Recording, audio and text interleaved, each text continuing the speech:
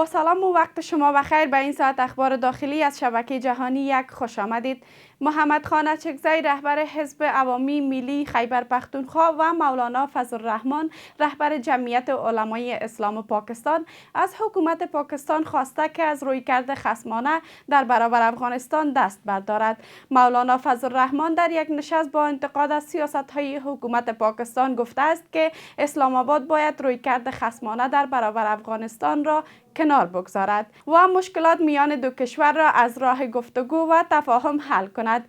محمد خان اچکزی نیز تاکید کرده است که حکومت پاکستان باید به جای دشمنی با افغانستان راه گفتگو و تفاهم را در پیش بگیرد. در همین حال شهباز شریف نخست وزیر پاکستان درباره توافق‌های دفاعی اخیر این کشور با عربستان سعودی و ترکیه به مردم توضیح داده و ابراز امیدواری کرده است که ایران و مصر نیز در این روند شامل شوند تا یک محور اسلامی شکل بگیرد. وزارت امور خارجه و مهاجران سوریه با انتشار بیانیه اعلام کرده که دمشق در کنار افغانستان، حکومت و مردم این کشور ایستاده و برای زخمیان این رویداد شفای عاجل آرزو دارد. این انفجار روز دوشنبه در منطقه دشت برچی کابل رخ داد. بر اساس اطلاعات منتشر شده دست کم 52 کودک 10 تا 12 ساله در این رویداد زخمی شده‌اند.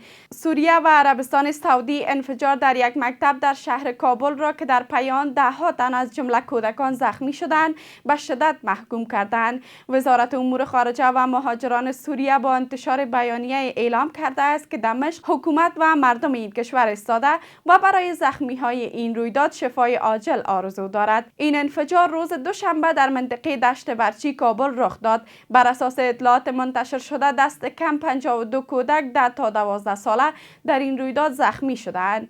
در همین حال وزارت امور خارجه عربستان سعودی نیز این انفجار را به شدت محکوم کرده و مخالفت کامل ریاض با تمامی اشکال خشونت، افراطگرایی و تروریسم را بار دیگر اعلام کرده است. عربستان سعودی با مردم افغانستان ابراز همبستگی کرده و برای زخمی‌های این رویداد شفای عاجل خواسته است. ریاض همچنان ابراز امیدواری کرده که مردم افغانستان از امنیت صلح و ثبات پایدار برخوردار شوند. بودجه مورد نیاز خود را دریافت کرده و کمبود منابع مالی باعث توقف برخی برنامه‌های نجات بخش از جمله برنامه‌های مبارزه با گرسنگی شده است. او همچنان هشدار داده است که در صورت ادامه کاهش کمک‌ها احتمال افزایش مرگ میر کودکان در ماه‌های آینده وجود دارد.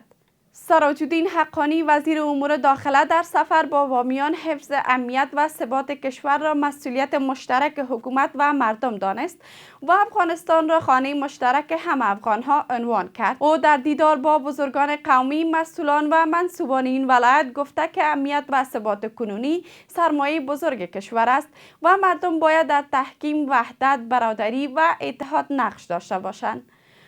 حقانی همچنان تاکید کرده که اختلافات قومی، سمتی و زبانی در گذشته نتیجه تلاش‌های مغرضانه خارجی‌ها بوده است. هیئتی به رهبری مولوی عطاالله عمری وزیر زراعت، آبیاری و مالداری با حضور احمدالله زاهد معین وزارت صنعت و تجارت از چندین شرکت و فابریکه بزرگ دولتی و خصوصی بلاروس بازدید کرد. وزارت زراعت گفته است که هیئت افغانستان در این بازدید ظرفیت‌های بلاروس در بخش‌های فرآوری، غلجات، تولید کود و مواد کیمیاوی، صنایع غذایی، لبنیات، شکر، گوشت و ادویه‌های حیوانی را بررسی کرده است. هیئت افغانستان از شرکت دولتی شرکت ملی بیوتکنولوژی بلاروس نیز بازدید کرده و با فعالیت‌های این شرکت در زمینه فرآوری و ذخیره غلجات، تولید کودهای کیمیاوی، مواد غذایی و خوراک حیوانات آشنا شد.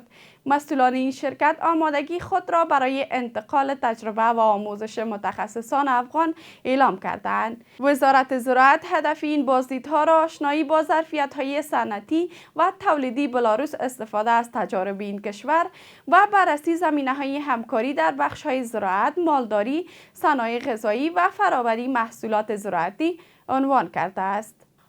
یونیسف و ژاپن بر گسترش همکاری‌ها در بخش‌های صحت، آموزش، تغذیه، آب و حفظ الصحه در افغانستان تاکید کردند. نماینده ویژه یونیسف در افغانستان در دیدار با سفیر ژاپن در کابل درباره تقویت همکاری‌های مشترک از جمله مبارزه با فلج کودکان و حمایت از کودکان گفتگو کرده است. او با قدردانی از همکاری‌های ژاپن این کشور را از دوستان همیشگی کودکان در افغانستان خوانده است. ریاست صحت عامه بلخ میگوید که تیم‌های نظارتی این اداره از شماری از دواخانه‌ها و مراکز صحی در ولسوالی‌های کلدار، شورتیپه و دهدادی این ولایت نظارت کردند. در نتیجه این بررسی‌ها 17 دواخانه و 2 کلینیک دندان به دلیل رعایت نکردن اصول و مقررات صحی مسدود شدند. همچنان در جریان نظارت‌ها 21 قلم داروی تاریخ گذشته شناسایی و جمع‌آوری شده است. و در خبر اخیر این که وزارت مخابرات و تکنولوژی معلوماتی از امضای قراردادهای ساخت 31 آنتن مخابراتی به ارزش بیش از 269 میلیون افغانی خبر می‌دهند. عنایت الله الکوزی سخنگوی این وزارت گفته است که این قراردادها در چارچوب پروژه 11 TDF با شرکت مخابراتی افغان بیسیم امضا شده است.